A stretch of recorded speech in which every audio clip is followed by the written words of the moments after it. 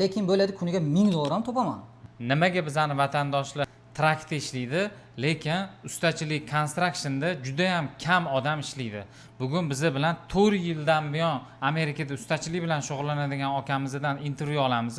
Assalomu alaykum. Assalomu alaykum hammaga. O'tim Yodgor.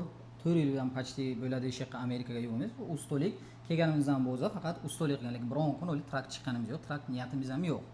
Nasib bo'lsa. Amerikaga kelganingizdan keyin sразу 4 yil oldin sразу construction biznes boshladingiz Yodgor aka? Sразу avval bir kishini qo'liga естественно ishlab, misol sразу kelib o'zimni sohamga boshladimki, bilamanki o'zimni soham yaxshiroq, men niyatim trakt yo'q edi, shuning uchun bemalol kelib, kamdan sabr qilib, shu o'zimni sohamni olib boraman deb niyat qilgandim-da.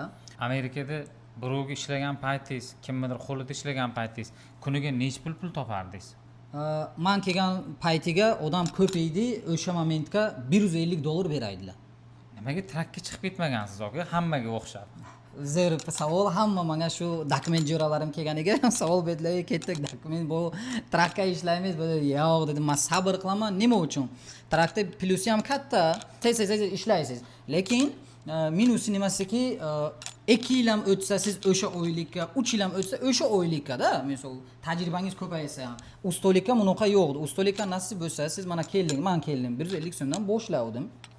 Misol 1 yildan keyin uje men o'zimga ishlashni boshladim. Uje 250, 300 hozir bo'ladi, kuniga kamiga 400 dan kam ishlamayman. Uje teppayu, misol bu 3-4 yil o'tsa, undan bu ziyodroq ishlaysiz.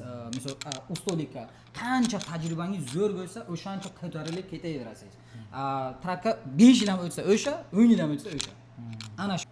O'zi aka dangalda faqat kuniga mana necha pul topasiz mana? Eng kami $300, eng kami, Xudoga shukr.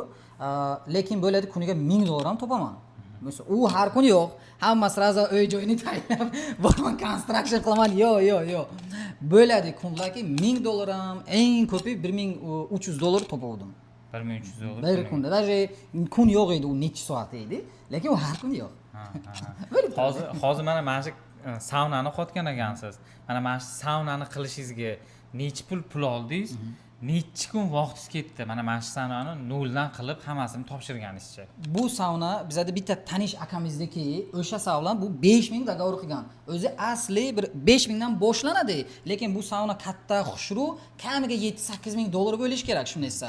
Qay-kun o'zimizniki, o'sha inshaalloh kamroq qilib berib, bir 5-8 kunni ichiga inshaalloh qilib berayotgan nesa.